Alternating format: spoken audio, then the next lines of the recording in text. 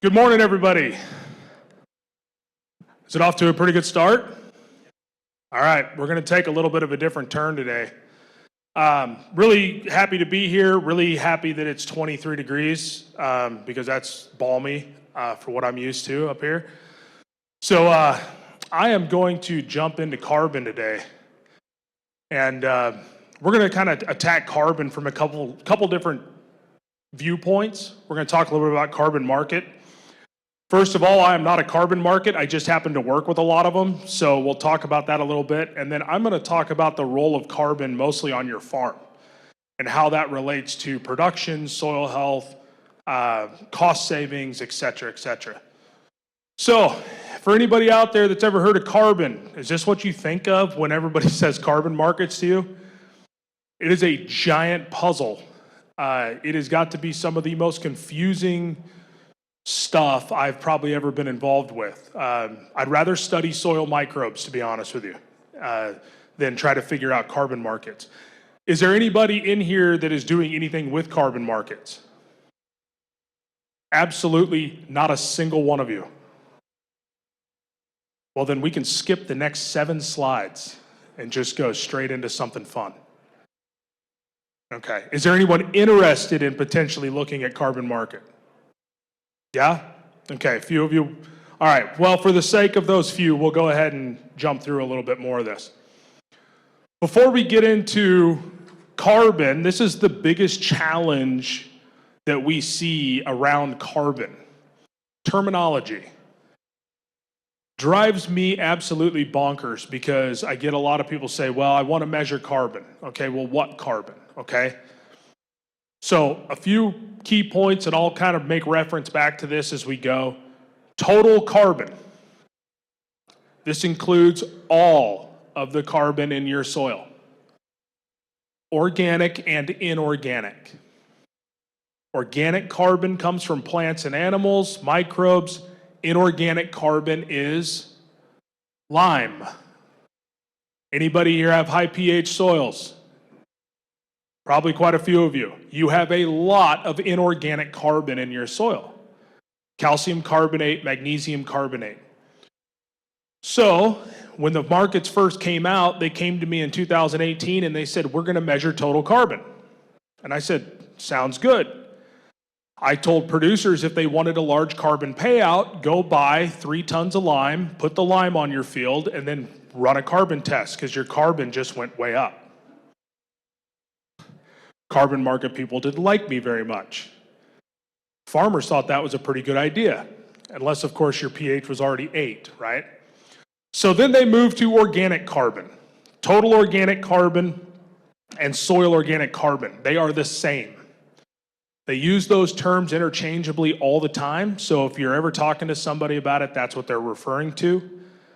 And then we've got the fun, fancy terms, active carbon or labile carbon. You'll hear that a lot, and we'll go through some different tests for those.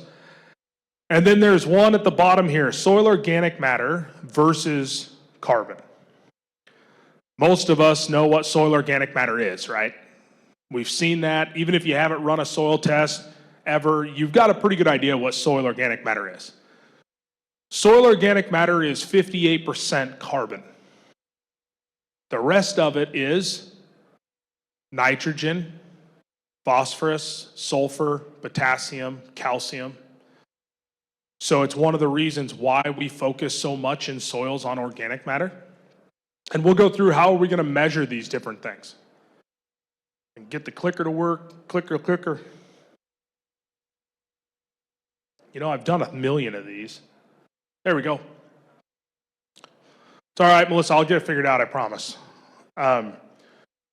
So this is a map of the United States. Obviously, this is a map showing you the total soil organic carbon in kilograms per square meter. They use these fancy terms. I stole this from the NRCS, actually, the USDA. And the darker red color is where we have higher carbon in the soil. We know, just from looking at organic matter in Minnesota, the eastern part of North Dakota, those numbers are pretty high. When I tell people that I'm measuring soil in Minnesota that's got 8% soil organic matter, their heads explode, because where I'm at, 2.5 to 3% is about what you get. And when we're down in the desert part of New Mexico, they're saying, you got more than 1%? Right? So 8%, but historically, the soil organic matter in this region was around 14%. And over the last 100 years or so, and it's not just here, everywhere, we have decreased the amount of carbon stored as organic matter in the soil. Now, when they went out and measured all of this, that's a heck of a sampling effort, but they've been able to track this over time, and now there's a new resurgence in carbon measurement. Jump back. So this is the instrument. Not that anybody cares, but everybody, I always say farmers get to show their fancy equipment.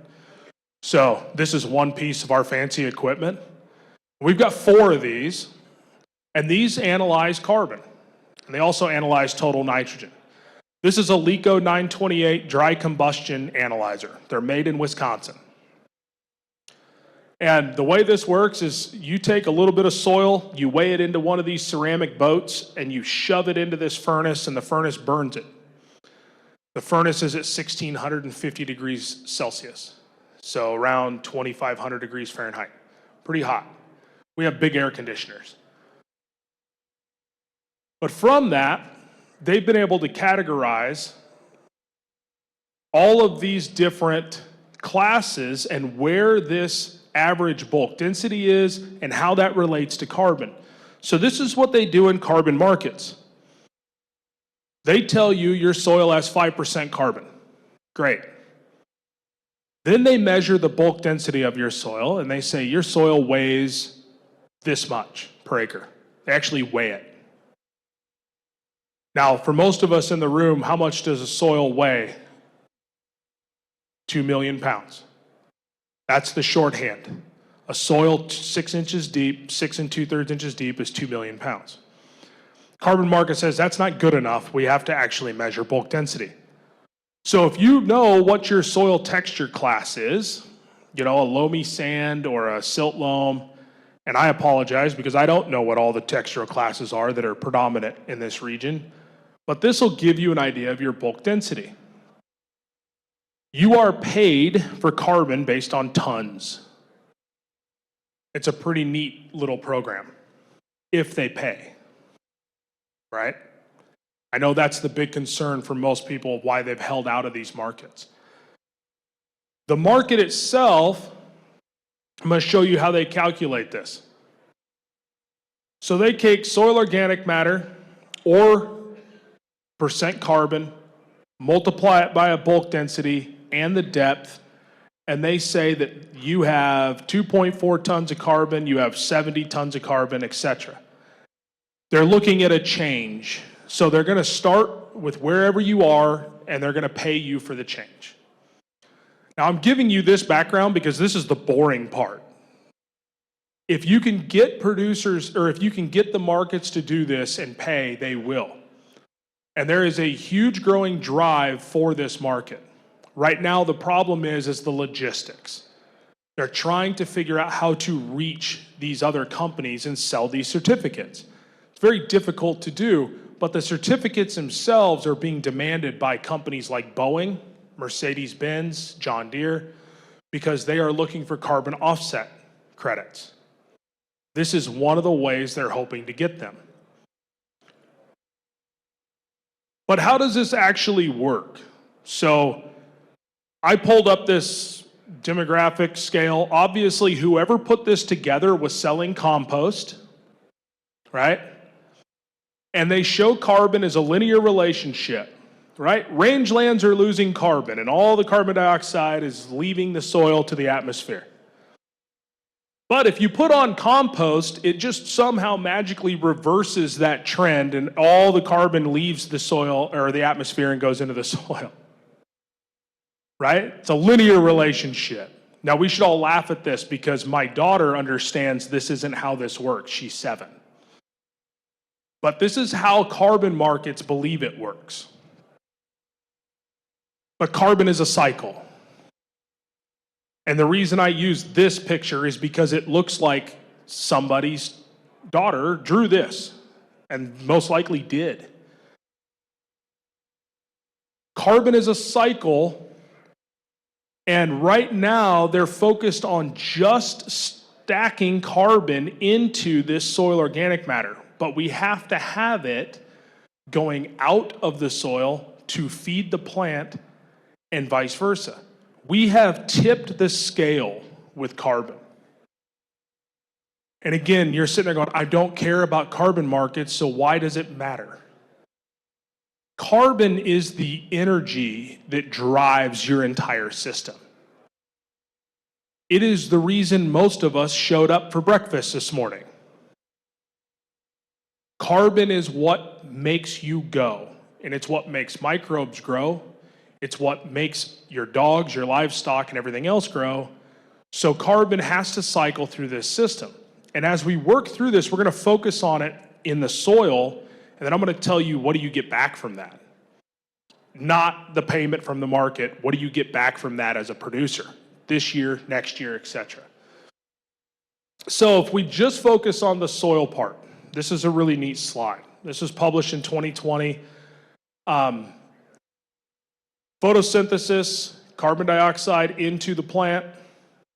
Plants produce two things. One of them you love, one of them we never talk about. They produce complex compounds. You know that as grain, as wheat, as roots, as biomass for your livestock, whatever it may be. The other thing that they produce are simple compounds. Sugars, amino acids, root exudates. Anybody heard the term root exudate? I was in Iowa yesterday at Cedar Falls, and they have done work on this to show that over 50% of all the carbon captured through photosynthesis is leaked out into the soil through the roots on purpose. And I had a guy ask me, he says, well, how in the world, I'm a corn farmer in Iowa, how in the world do I stop that from happening? Because if you think about that, 50% of all the energy that plant captured just went into the soil through the roots. If you're growing 250 bushel corn, wouldn't you like to get 5? That was his thought process, right? Don't blame him for that thought process. The problem is that if we shut that down, if you figure out a way to shut that down, you don't yield 500 bushels, you don't get 190 bushel wheat, you get nothing. The plants are doing this on purpose because the microbes, this factory right here, they control the nutrients. We like to think we control the nutrients. We get to decide what we put on, where we put it on, when we put it on. All those questions about timing and, 2 by 2, do I broadcast, do I use a liquid or do I use a dry? That's all fine and dandy, but 90% or more of all the nutrients that end up in your crop pass through the microbiome first. They just do. 90% of all the nutrients in your body pass through your microbiome in your gut first. And so the plants feed this system. Those simple compounds. And when the microbes do their work, when they are mineralizing nutrients, when they are packaging them up and moving them around, they have to give off carbon dioxide. This is why a linear approach to carbon doesn't work. It has to cycle. So I speak to a lot of different groups. Not all of them are farmer groups and producer groups. I have done this similar presentations to investment bankers. And I know some of you are sitting there glassy-eyed right now. You should have sat where I was talking to a bunch of investment bankers about this. Now, these are people that are managing billions and billions of dollars, and they're looking to invest in carbon market, right? And I asked them, I said, what would happen if everybody in this country tomorrow took their paycheck, didn't put it in a bank, cashed it, and then locked it up in a vault Their eyes got really big then. And they said, you'd crash the economy overnight. And by the way, maybe that's what we should do.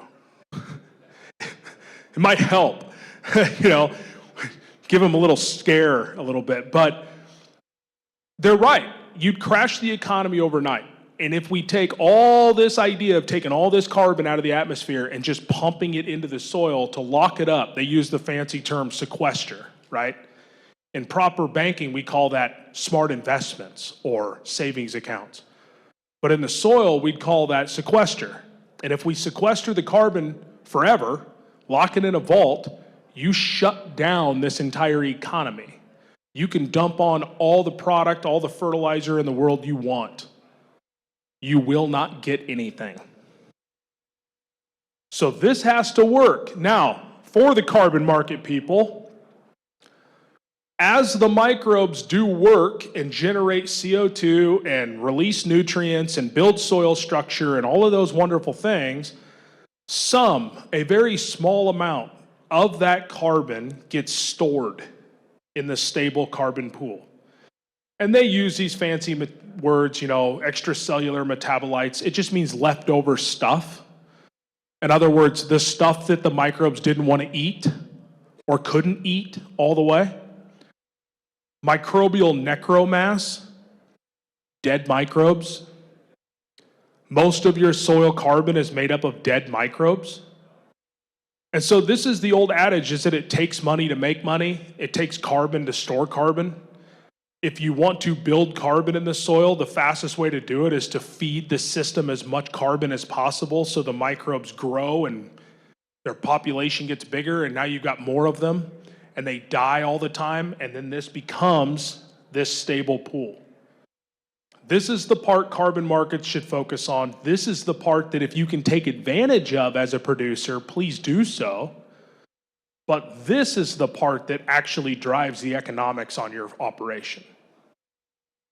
And how do we get through and look at this? Because this whole system, starting with total carbon and then organic and inorganic, and then you've got microbial biomass, living roots. This is what we call trash. This is what all the people tell me in Nebraska. So in 2012 in Nebraska, everybody started baling corn stalks. Drought year, everybody started baling corn stalks. And you know what? 10 years later, they haven't stopped.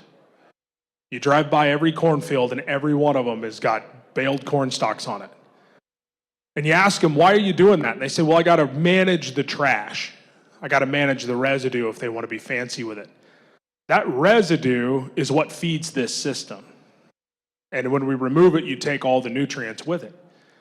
Then you've got the decomposed stuff.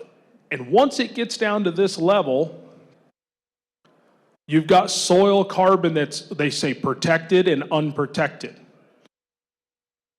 So I know that tillage happens. I'm not going to stand up here and tell you not to ever till your field. I've actually spoken at no-till conferences and said the same thing. And then, of course, I got somebody with a big hook trying to drag me off the stage because I'm up there telling somebody it's okay sometimes. But here's the trade-off. When you till the soil, you take this protected carbon and make it unprotected. You broke up the soil structure, you add a lot of oxygen to the soil. When you couple that with a lot of nitrogen input, now you've got the right scenario for the microbes, the bugs, the bacteria, to consume huge amounts of carbon.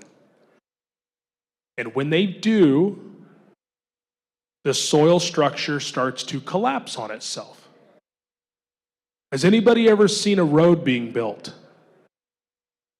Have you ever built a road? What's the first thing you do? Strip off all the vegetation, till it, add water, breaks down the structure, starts to settle it down. You're trying to burn off all the carbon in that system. And when you go down to Texas, they get really aggressive with this. They pull anhydrous rigs. So they till it, and then they pull anhydrous rigs and then add water to it because it speeds the process up even faster. Breaks down all the carbon material. That is what happens when we do a lot of tillage. Again, I'm not telling you never till, I'm just saying that's what's happening. You till the soil, it gets hard. So then you say, I got to till the soil again to break up the hard pan, get rid of the crusting, right? And then it waters, rains, whatever, and repeat. Because it does it all the time. They also get really aggressive in Texas with their tillage. I'll never forget, I was driving on Interstate 10 towards El Paso, Texas, way west Texas, and right along the Rio Grande, which is about as far away from you guys as possible, I saw D9 Caterpillar bulldozers driving through fields. And I thought, who in the world is building houses out here? And the guy with me was an agronomist. He says, they're not building houses. I said, well, what are they doing? He says, they're tilling. He says, they're tilling. And he goes, yeah. They grow alfalfa. And after 7 years, the soil is so hard and so salty because of the water coming out of the Rio Grande that they pull a single blade moldboard plow with a D9 Caterpillar and flip the soil 5 feet. That's tillage, right? 2 mile long fields, one pass, and I saw 15 or 17 of these D9 cats running out there. I said, I do not have any idea what people are paying for alfalfa down here, but it must be a lot. But 7 years later, 5 years later, they got the same problem, right? Same exact problem. And so they have to do it all over again. It's constant. They don't do rotational grazing. They don't do rotational crops. They literally do rotational tillage. It takes 3 weeks to till one field, so they till one field every year. Rotational tillage. So how do we measure? I told you how we measure dry combustion carbon, total carbon, right? That's a carbon market stuff, that's fine. How do we measure this fraction of carbon that feeds the microbes? Any of you heard of the PGC test? So I know that the PGC, I was just talking with Stephanie McLean with NRCS. PGC test was developed, really kind of promoted out of Ohio State. Dr. Steve Coleman and several others. Was pretty widely adopted in the Lake region states. But what it's doing is it's looking for carbon sources that the microbes can eat. So instead of just measuring all of it, it wants to know what can the microbes eat. And it works, we run this in the lab, and it works colorimetrically. The darker the color, the higher the carbon content. So it's a measure of how much food is in that system. It's one of the ways we measure it. We don't run a lot of POX tests. We run a lot of these. So I'm going to spend a little more time talking about this test. So soil organic matter reflects the size of the house. The larger the house, the more biology your soil can hold. Simple as that. It doesn't mean that you have a lot of biology in your soil. It just means you have a very big house. Water extractable carbon, organic carbon, nicknamed WEOC because I get tired of typing out water extractable organic carbon all the time, is really the quality of the carbon in the system. Think of this as the pantry inside the house, okay? Now, I am going to pick on somebody, not specifically, but I'm going to pick on somebody from Minnesota because this became really apparent. Minnesota soils have really big houses relative to a lot of other areas. That 8% soil organic matter is a large house. But when we look at the water extractable carbon, the part that the microbes can eat, it's typically less than 100 parts per million. Now, the national average is around 250. So you've got a great big house and really limited food. Anybody in the room ever have kids? No, nobody's procreated in this entire room. Amazing. Who is going to farm up here? Come on. Somebody's got kids, and you know what? I've got kids.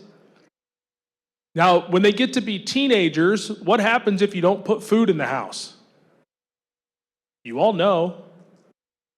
They get a little angry, right? They open the pantry door, Dad, the heck, man?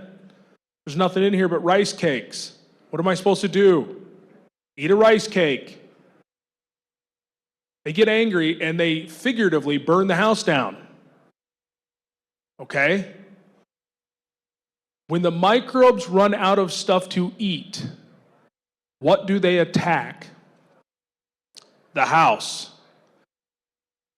They go after soil organic matter. And the soil organic matter is what builds your soil structure. And I know you say, you know what? I've got a great big house. I've got 37 rooms. If you want to destroy the room, go to that room over there. I won't even know you tore it down. Just go do it your thing. But over time, this is why everywhere in this country and around the world, soil organic matter numbers have decreased from historic levels because the microbes are eating the house. They cannot get up and leave and go somewhere else. They either die or they eat, right? So this is why this is such an important distinction, and everyone's focused on building soil organic matter. It's funny because I talk to farmers all over the world, and there's three things every farmer tends to agree on. There's only three. Number one, whatever the heck it is you're raising didn't have a high enough price, right? You want the price to be higher. Every farmer does. Number two, the weather's never perfect. No matter where I go, I could sit in the same room and talk to 5 people that farm within 3 miles of each other, and one guy will tell me it's too darn wet, and the next guy tells me I've been in a drought for 17 years, and the next guy tells me, weather. And the third thing is, I don't want to lose soil organic matter. Now, I work with a grower in eastern North Carolina. First time we ran his soil samples, we about burned the lab down. We put them in the oven to cook out the organic matter. The entire room this size was full of black smoke. We were opening doors in a mad panic. His soil organic matter is 42.4%. And when I visited his farm and walked across that soil, I asked him, I said, what's your goal? What's your management goal? 24 years old, he looks at me, he goes, I'm going to build soil organic matter. No kidding. He goes, yep. He goes, that's my goal. Okay, let's go. So this is why focusing on the organic matter versus the water-soluble part is so important. You build it through the pantry. Now, if we measure, what this graph shows is it's a year, starting in January, all the way through the end of the year. This is water extractable organic carbon. This is the pattern we see when we have summer annual crops. Now, we see a similar pattern in wheat production. It's just shifted. But this is the pattern we see in summer annual crops. Microbes are not eating very much. The soil's freezing and thawing. We're getting breakdown of residue, as long as we didn't bale it all and haul it off. The carbon number goes up. Your soils get warm. They start to warm up, and yes, this shifts based on where you're at in the world, right? Florida, this happens a lot faster in the year. The microbes eat, plummet the carbon. They're using it. We plant crops, something like corn, spring wheat, and now we have carbon being pumped back into the soil through the roots.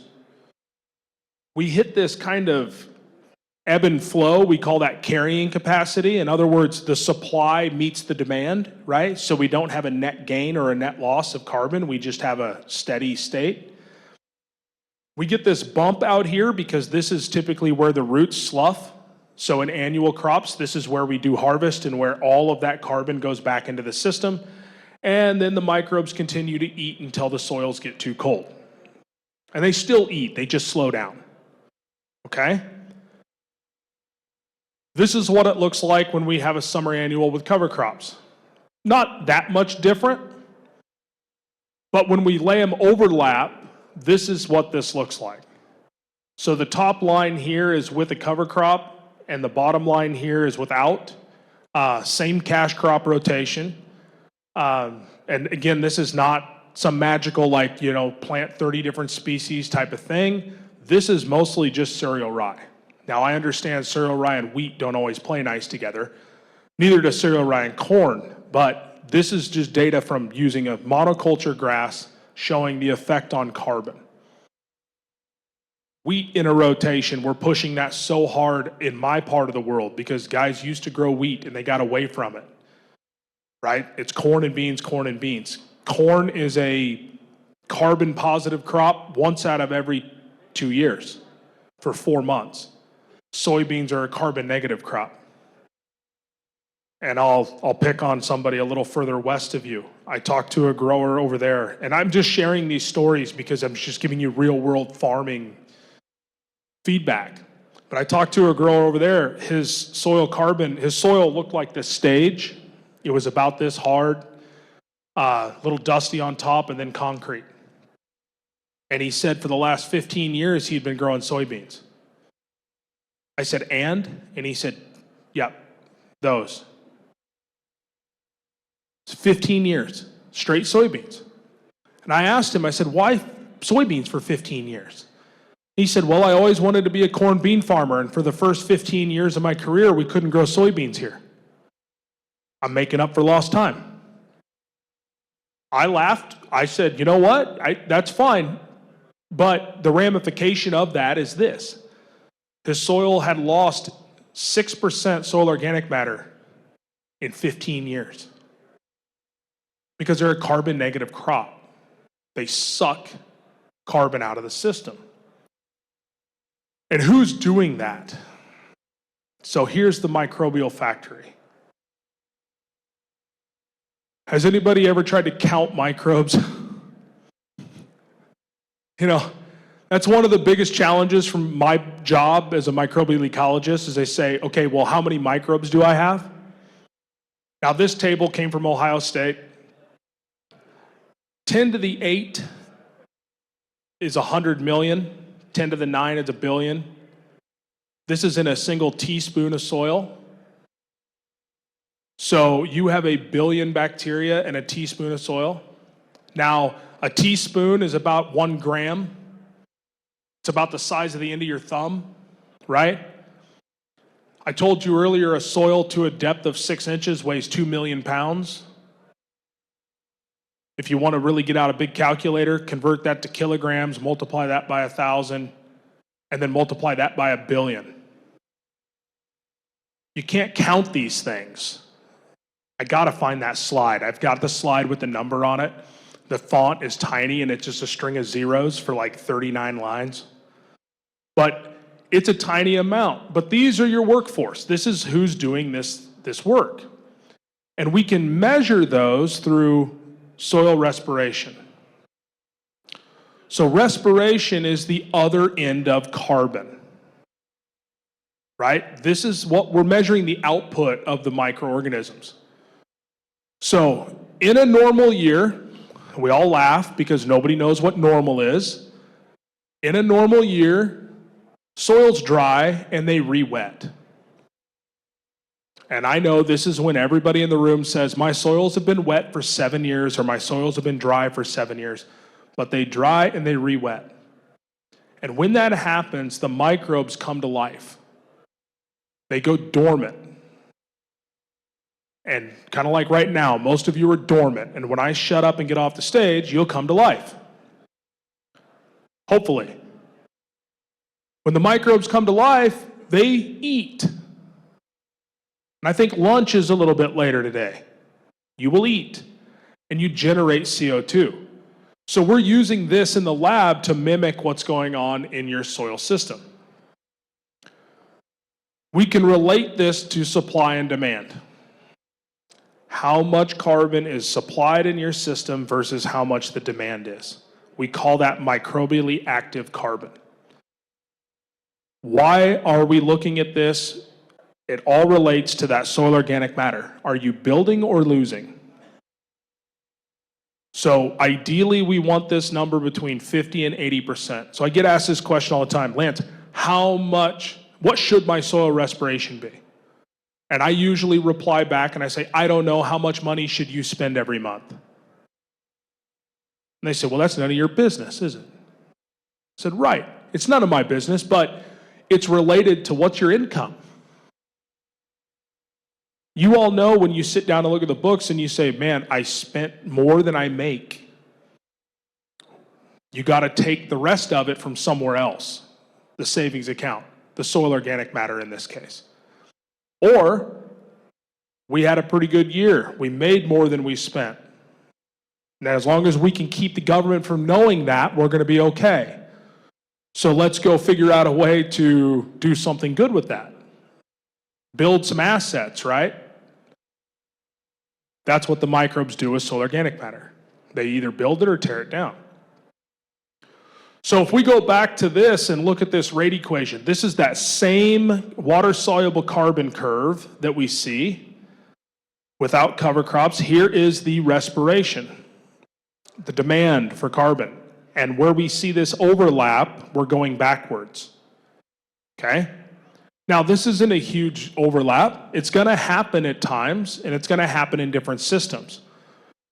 But if we do the same thing, and yes, your respiration is even higher. If you'll notice, the highest respiration here is under 150. Right here, it's about an average of 125. Over here, we're at 150, the highest up here. So we've increased the demand just with cover crops, but we've also increased the supply. And with that supply, we don't have this negative gap. And so a lot of times that's why when you hear people talk about building carbon in their soil fast and quickly, it has to do with the adoption of cover crops. I don't sell cover crop seed, by the way. I'm not up here telling you that you have to run out and grow cover crops. I'm just showing you what we've learned in the last 5 to 7 years with more producers doing this and what the ramifications are. But this is the real important part. This is why we talk about doing this. Because this is not about feeding microbes. It's not about building soil organic matter. It's about utilizing your resources for economic gain. Right? Why do any of this if there's nothing to be gained from it? When the microorganisms eat, I told you they control the nutrients, right? They control the nitrogen. They control the phosphorus.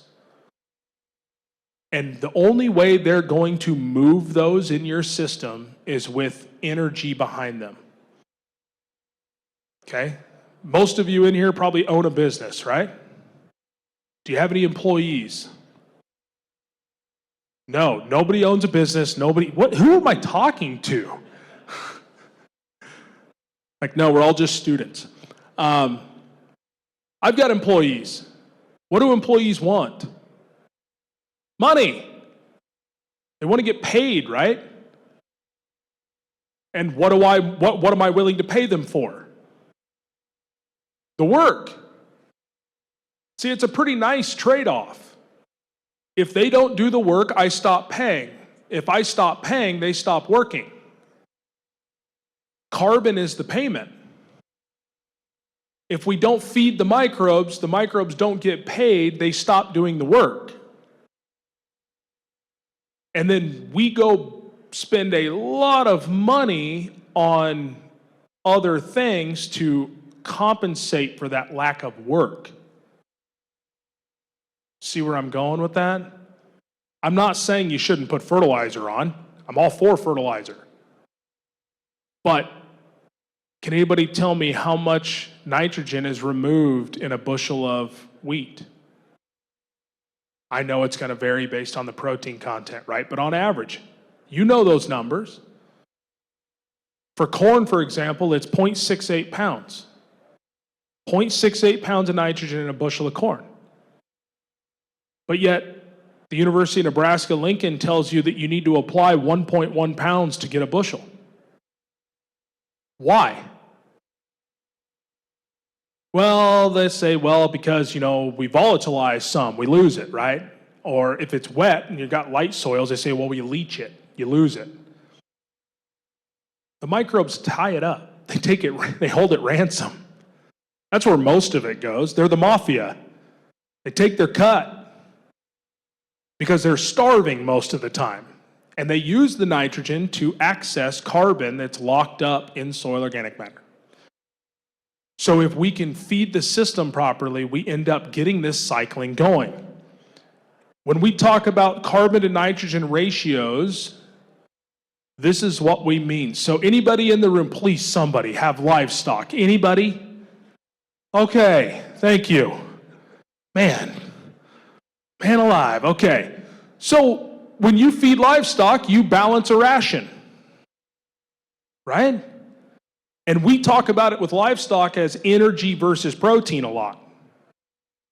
Carbon, energy, nitrogen, protein. This is a ration for the microbial livestock. And what happens to the performance of your livestock animal if you feed them the wrong stuff, right? Feed them all protein.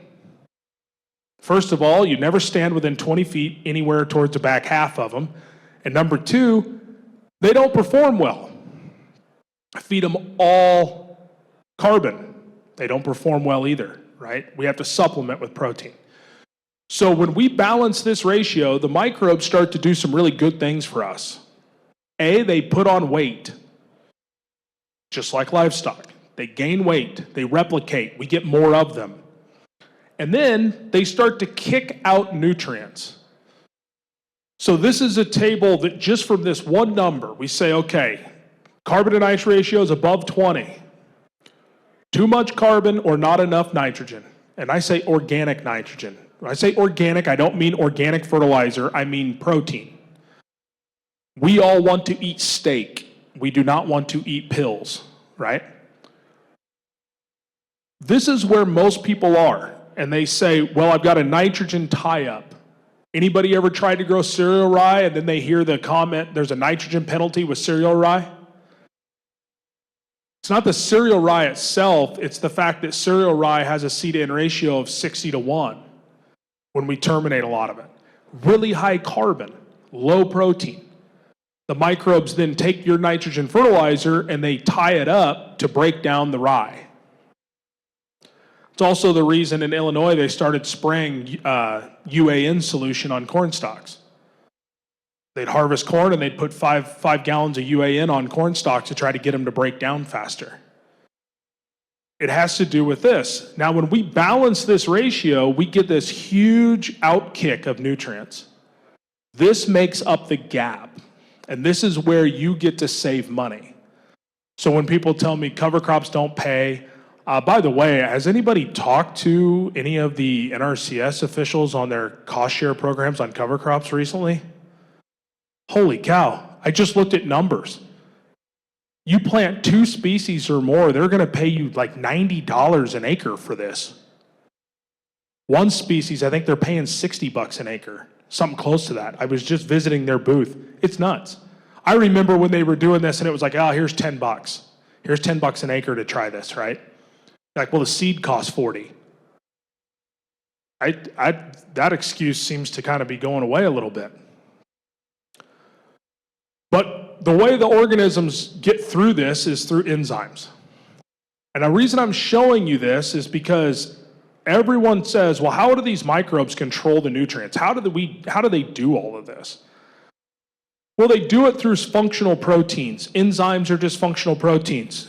I was at a dairy conference a week ago and I made the joke because I asked, is anybody in the room lactose intolerant? To a whole bunch of dairy people. They didn't find that very funny. But lactose intolerance is because you do not produce the enzyme lactase. The microbes that make that enzyme do not live in your gut and they do not make that enzyme. Look at this one, phosphodiesterase. It moves phosphorus. Sulfatase moves sulfur. Anybody putting on urea? Yeah. What do they inhibit it with? A urease inhibitor. They try to slow down the action of urease.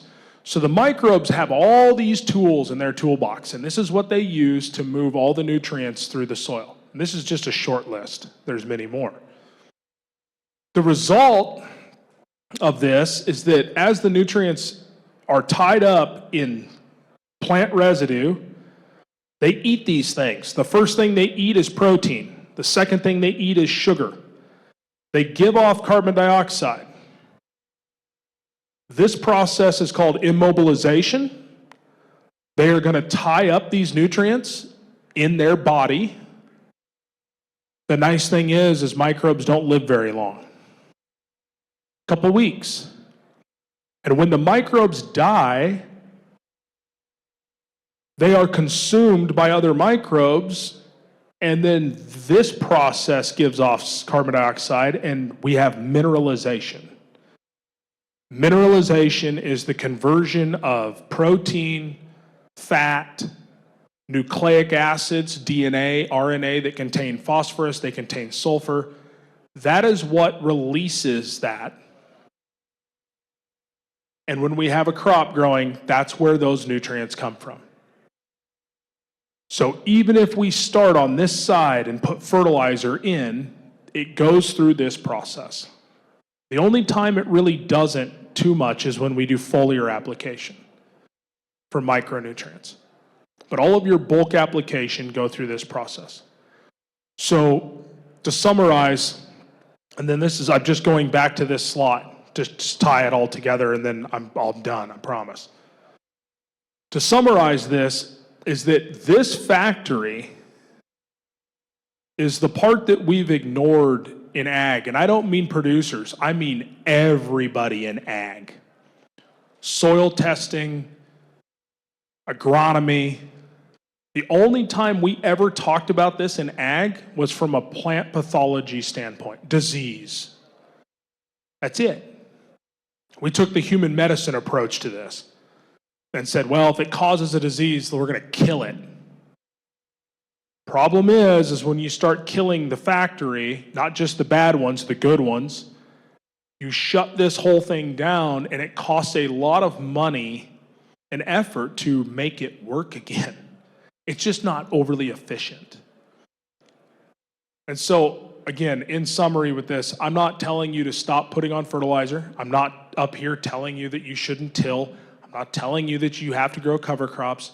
I'm just showing you what some of the ramifications are when we start to combine some of these different management techniques. And there are resources out there for that.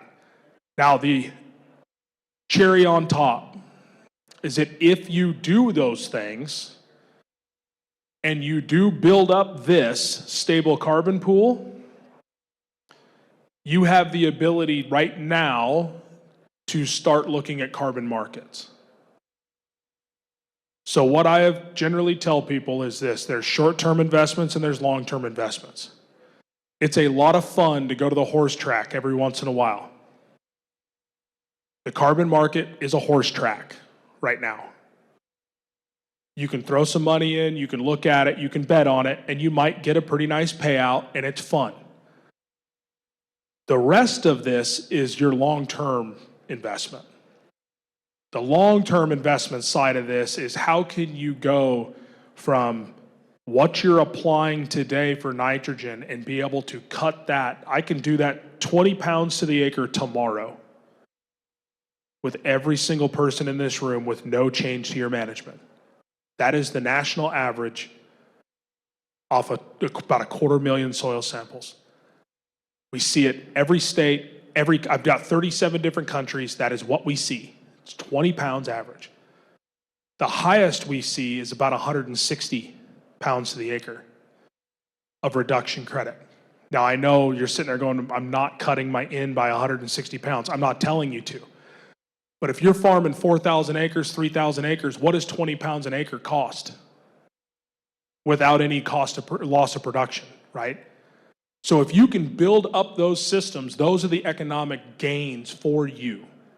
If you can get paid for carbon on top of it, that's icing on the cake. But that's your short-term win and then your long-term win. So with that, I don't know if we have any time at all for questions, but I'm happy to address anything, and that's my contact information as well. So thank you. Yep, we got 5 minutes for questions.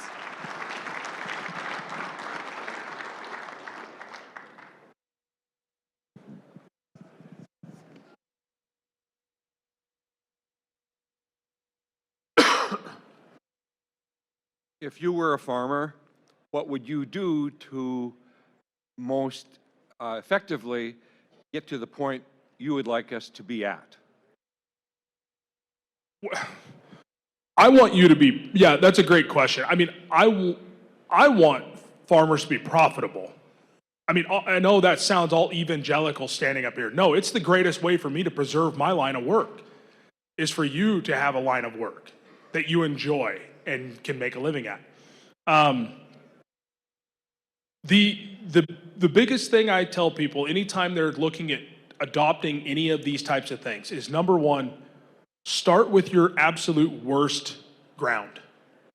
You have the least amount to lose and the most to gain on those spots.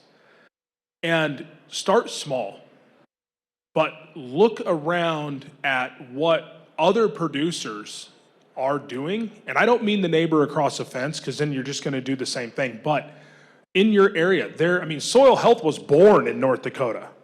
I mean, it's where it came from. Start small. Start with something that you are comfortable with. In other words, maybe that is just saying, I'm going to take these 5 acres that just do not tend to produce, and I'm going to take and just plant 60 different things. Sweep it off the shop floor at the seed dealer and give it to me, and I'm going to drill it and see what the heck happens, right? You're going to notice that certain things do well, certain things don't do well. And that idea, that's where you start. Because as you build confidence in what you're doing and working through it, I've seen this over and over again for the last 15 years, you will start to expand that out. The guys that push their foot to the floor because they go listen to somebody speak, I was with Ray Archuleta yesterday. Ray's a super high energy guy. Some people walk away listening to Ray and they're like, you know what? I'm selling every piece of tillage equipment. I'm buying all this livestock. I'm going to, do not do that. Do not do that, because it's too much to manage and it's overwhelming. But I think if you take that approach where you start small and look at the other growers, watch their YouTube videos, the most amazing thing with this soil health community, if you want to call it that, is that most of the growers doing it have been in a really bad spot financially. And that's what drove a lot of them to look at doing something different. And they're willing to share that with other growers all the time.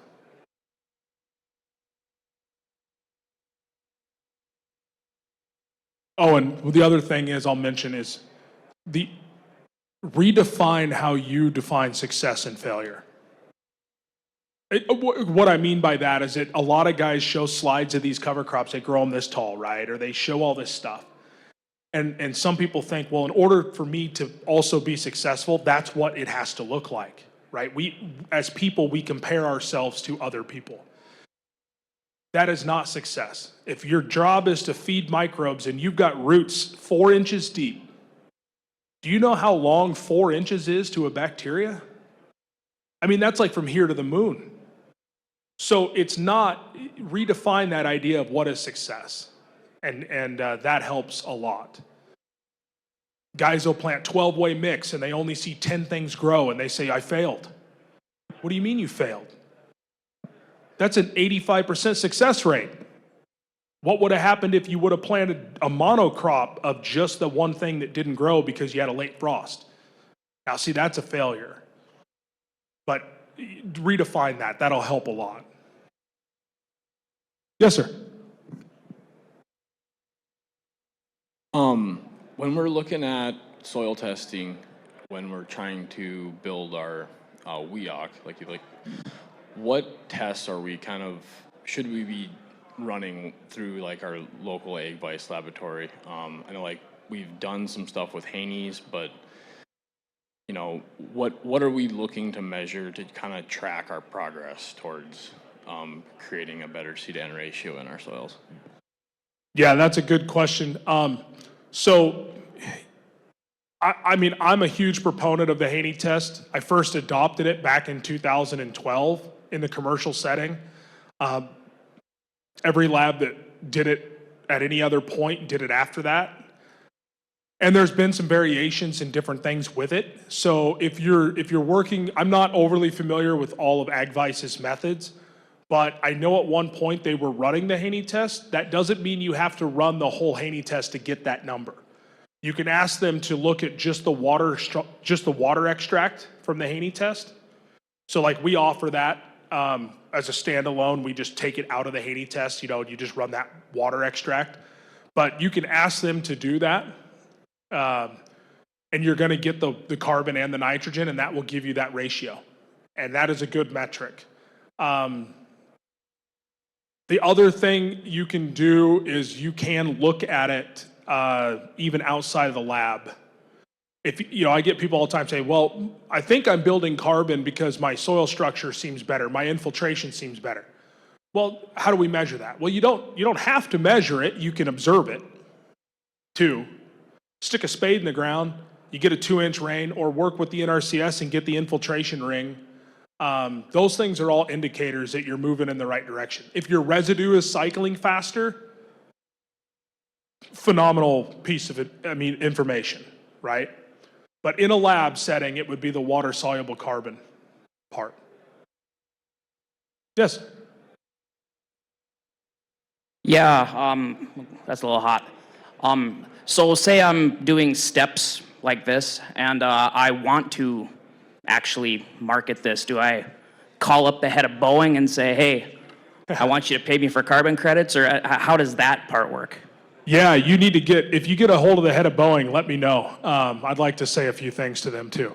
No, that's a great question. So there is an intermediary, and these are a lot of companies, and I'm not giving you an extensive list here, but companies like Indigo, Locus, Nori, I think Terraform Ag, they've all got programs. And what these programs are is they are going to they're going to issue you the credit. They're going to buy the credit from you, and then they are going to sell it to their market share, okay?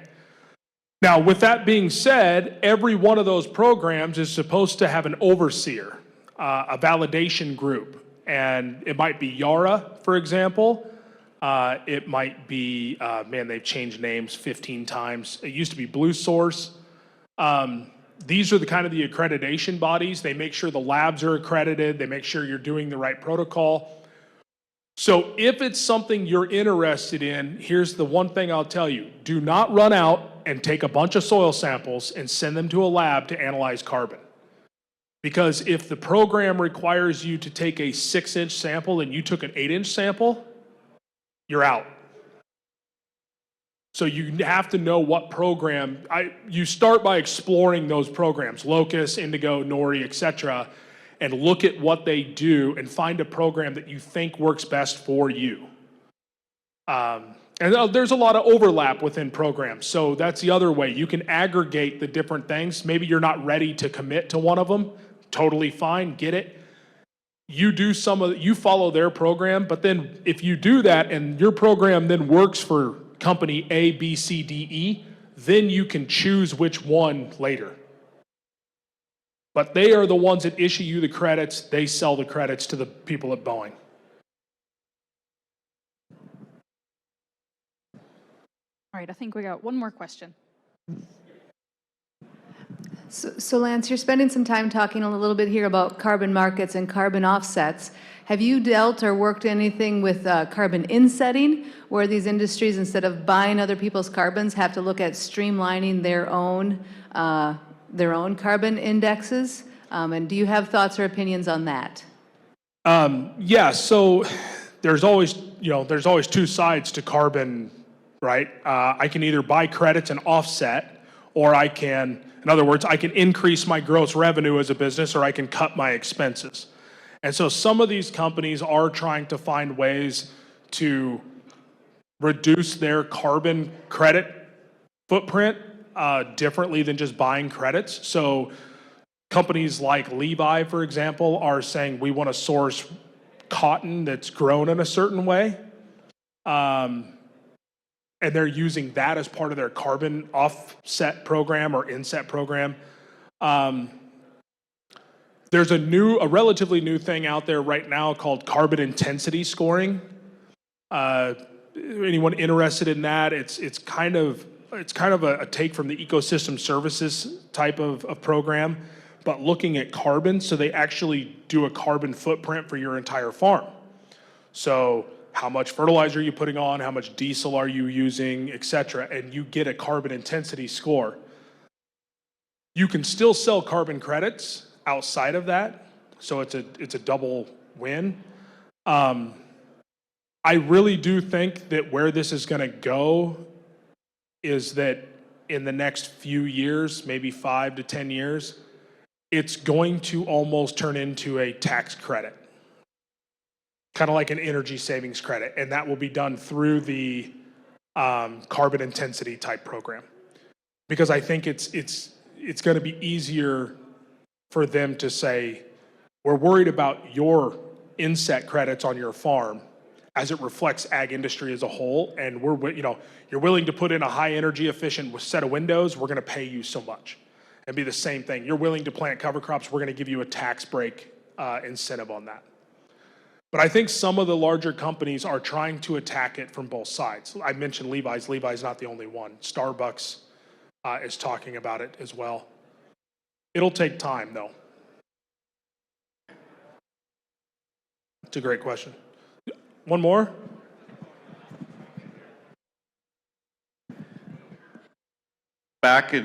Before 2008, there was some programs out there to sequester carbon, like you could restore wetlands and have it certified.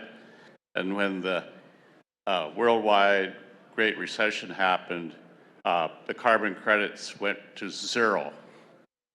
What's to stop that from happening again if there's a economic turndown? Yeah. In a nutshell, absolutely nothing. I mean, that's the unfortunate side of it. Now, right now, with carbon credits being offered in the open market, a lot of the regulation would have to go away. And most of the regulation, by the way, is not in the US, it's Europe. So most of the regulation driving this, that's why I mentioned Boeing and Mercedes, because they're European companies, and they're the ones that are really pushing for this. The US is behind, and they don't want it. It's not that Boeing wants to do it, it's that the government is telling Boeing they have to. So unless the regulation goes away, the market will stay. However, the fluctuation of the price, right, that's gonna be the big thing. Now, I've got investment people telling me they expect carbon to reach $180 a ton in credit. And I think the average payout last time I looked was somewhere around 15 to 20 a ton, which is why I think that a lot of growers are sitting back going, if I'm gonna get paid $2 a bushel for wheat, I'm not gonna grow wheat. If I'm gonna get paid $15 a ton for carbon, I'm not gonna try to sell carbon credits. You're right, though, if it turns into a tax incentive program, they can pull the rug out from underneath that anytime and just say, nope, never mind, we're not doing that anymore. I would also tell you that focus, if you're interested in doing any of that, focus working with companies that are willing to go backwards. So one of the biggest arguments I get from people are complaints, and this is true, and I right there with you. They say, I've been doing this for 10 years. So if I jump in now, I lose all, I don't get credit for any of the progress that I made the last 10 years. That's not fair. I mean, that would be like saying I lost 300 pounds and then got into a weight loss challenge. Should have started a long time ago, huh? So look for some of those companies that are willing to look back. There are some that are willing to look back, and it may not be exact, but they're going to use historical data. They'll use data off your farm. They'll use those types of maps that we showed up here, historical data saying in this area you should have had 12% organic matter. We know the average for the area today is 7.5. You're sitting at 10. So they'll go back and get you the difference. That's one way that you can hedge your bet a little bit.